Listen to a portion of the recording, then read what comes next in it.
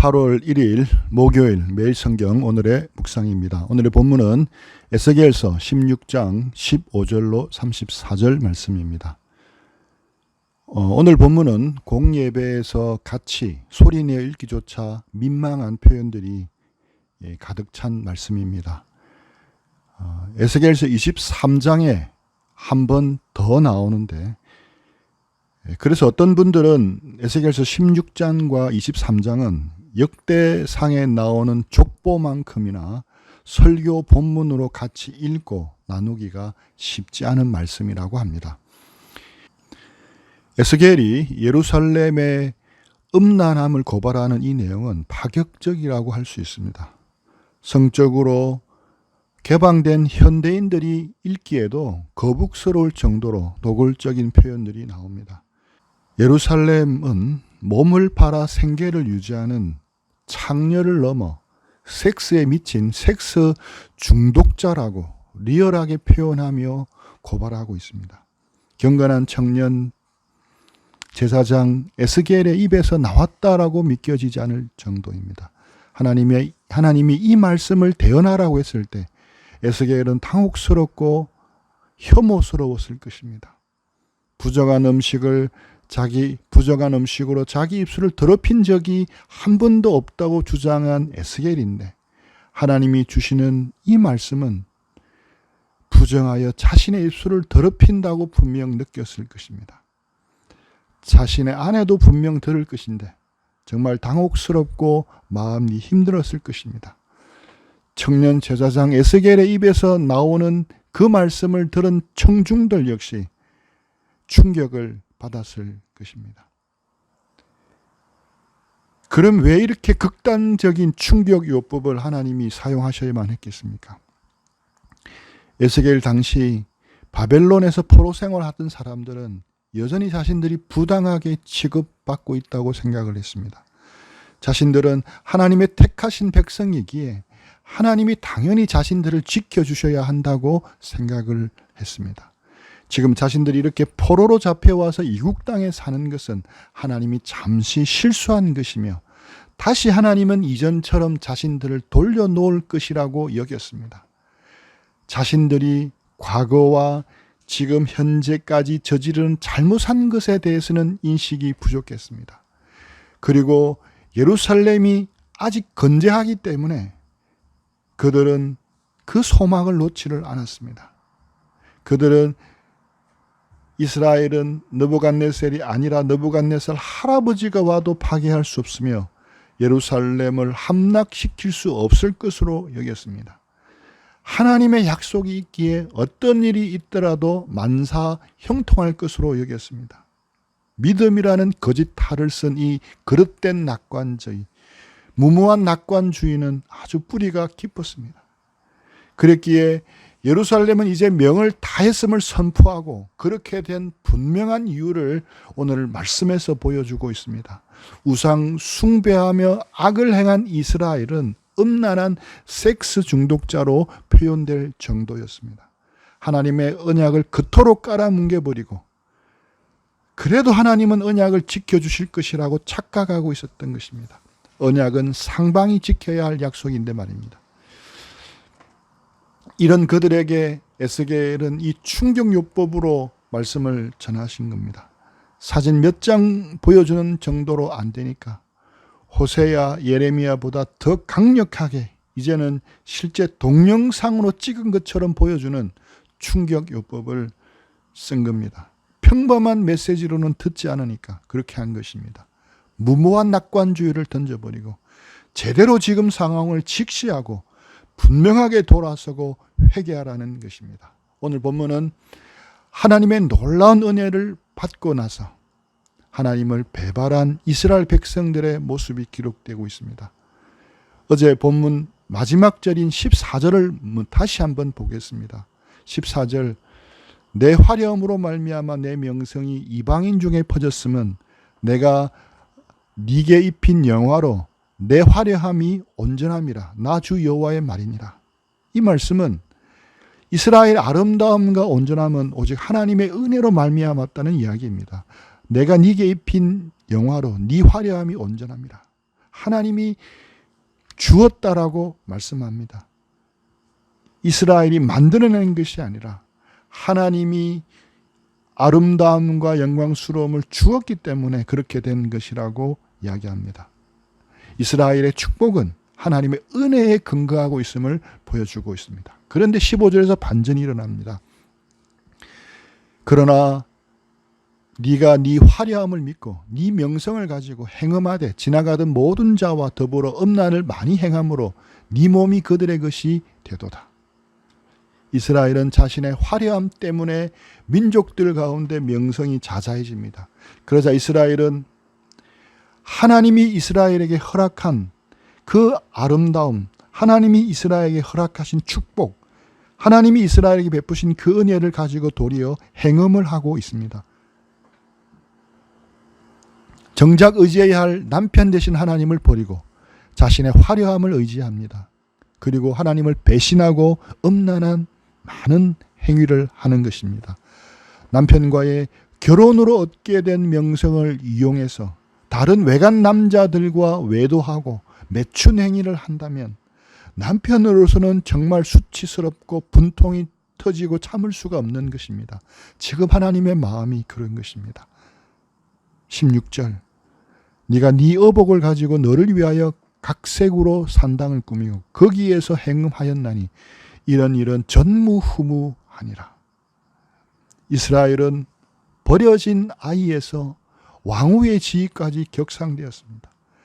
그때 받았던 하나님의 멋진 선물을 이제 우상 숭배하는 일에 사용해 버렸습니다. 결혼 폐물을 다 팔아서 외간 남자들과 음란한 짓을 하기 위해 다 써버린 꼴입니다. 먼저 어복을 가지고 가지각색의 산당을 꾸밉니다. 거기서 음행을 합니다. 이런 일은 전에도 없었고 앞으로도 없을 그런 엽기 행각이었습니다.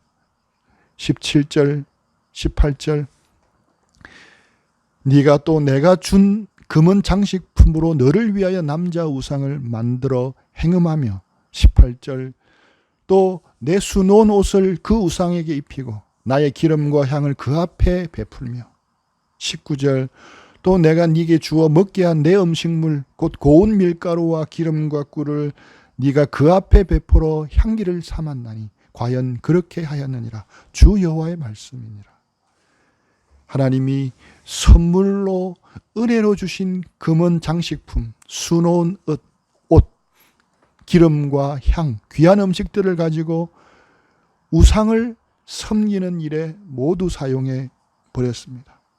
과연 그렇게 하였느니라 라고 말씀하시는데 여기에는 하나님이 느껴야 하셨던 당혹감이 묻어납니다. 설마 했는데 그런 일이 일어났다는 것입니다. 꿈에도 생각하지 못한 일이 일어났다는 것입니다. 그런데 거기서 멈추지 않습니다. 20절 21절 또 네가 나를 위하여 낳은 네 자녀를 그들에게 데리고 가서 도려 제물로 삼아 불살랐느니라.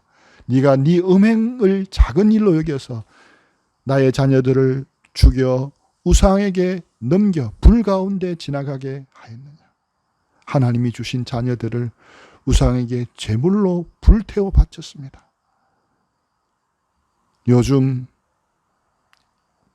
참 한간에 문제가 되고 있는 그 고유정의 엽기적인 행각을 보고 있는데 이스라엘은 공공연하게 자식들을 불에 태워서 우상에게 바치는 일들을 했던 것입니다. 16장 22절 네가 어렸을 때 벌거벗은 몸이었는데 피투성이가 되어 발짓하던 것을 기억하지 아니하고 네가 모든 가정한 일과 음란한 일을 행하였느니라. 예루살렘 이스라엘이 저지른 모든 가정한 일과 음란은 한마디로 배은망덕한 짓이었습니다. 청와대에 청원을 올리면 단번에 수백만이 넘을 정도로 엄청난 죄악이었습니다.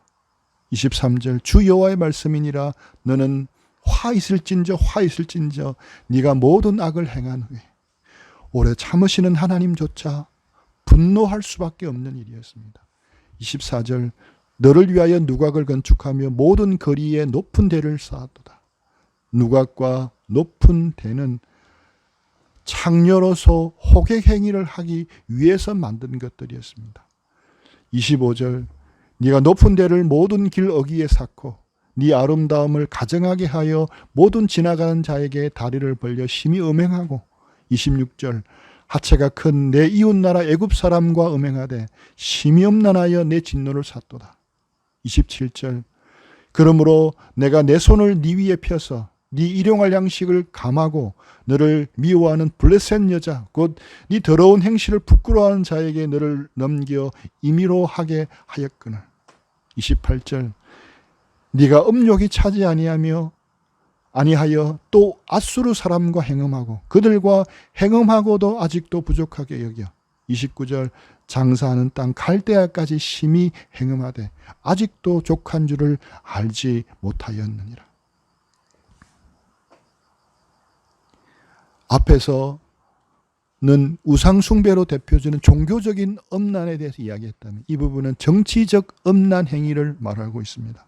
이스라엘은 하나님만을 의지해야 했습니다. 다른 강대국을 의지하거나 그들에게 굴복하기보다는 하나님만을 의지해야 했습니다.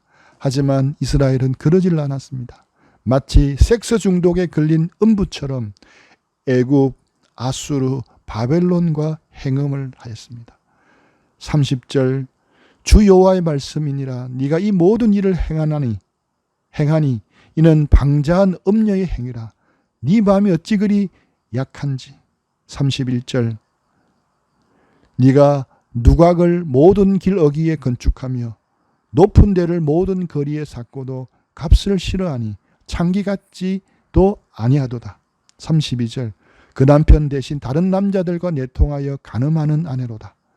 33절 사람들은 모든 창기에게 선물을 주거늘 오직 너는 네 모든 정든 자에게 선물을 주며 값을 주어서 사방에 와서 너와 행음하게 하니. 34절 네 음란함이 다른 여인과 같지 아니함은 행음하려고 너를 따르는 자가 없음이며 또 네가 값을 받지 아니하고 도리어 값을 줌이라 그런즉 다른 여인과 같지 아니하니라. 이 구절을 요약하면 이스라엘은 창녀보다 더 악하다는 것입니다. 생존을 위해서 어쩔 수 없이 하는 음행이 아니라 적극적인 음행을 하고 있다는 것입니다. 하나님이 주신 은혜와 축복을 가지고 하나님을 사랑하고 하나님과 동행해야 했습니다. 하지만 그 하나님을 버리고 우상 숭배를 하며 다른 나라들의 빌붙어 살았던 것입니다. 남편 대신 하나님을 떠나 음란하게 간음하는 음부 같은 이스라엘이 지금 신약시대 우리 시대에도 있다고 하나님은 말씀하고 있습니다. 야고보서 4장 4절 말씀입니다. 간음하는 여인들아 세상과 벗된 것이 하나님과 원수됨을 알지 못하느냐. 그런즉 누구든지 세상과 벗이 되고자 하는 자는 스스로 하나님과 원수가 되는 것이니라. 세상과 벗되는 것이 하나님과 원수가 되는 것이라고 말씀합니다. 세상과 벗되는 것이 간음하는 것이라고 말씀하고 있습니다.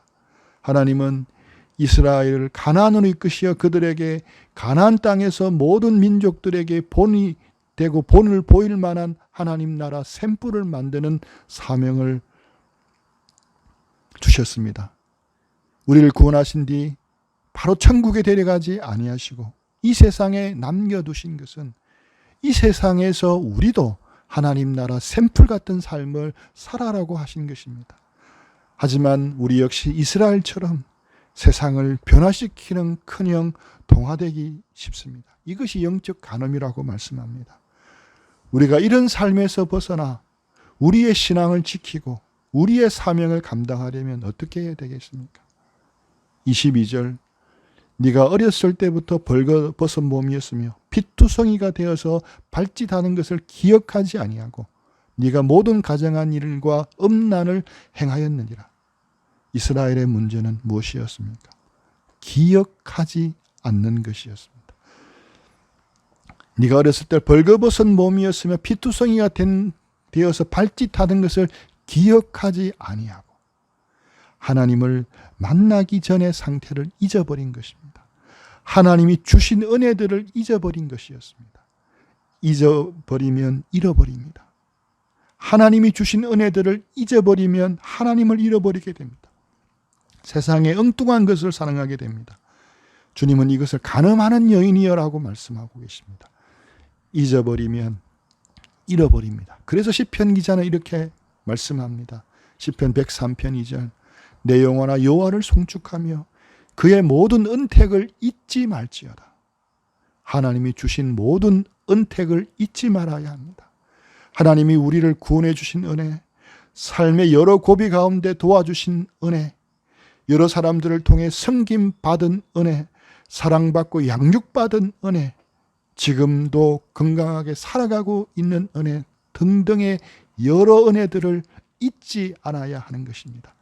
하나님이 주신 은혜들을 잊어버릴 때 우리는 결국 하나님까지 잃어버린다는 것을 기억해야 합니다.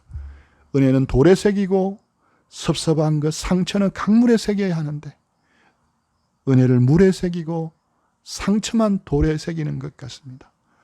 범사에 감사하는 습관은 하나님이 우리에게 주신 은혜들을 돌에 새기는 좋은 방법입니다.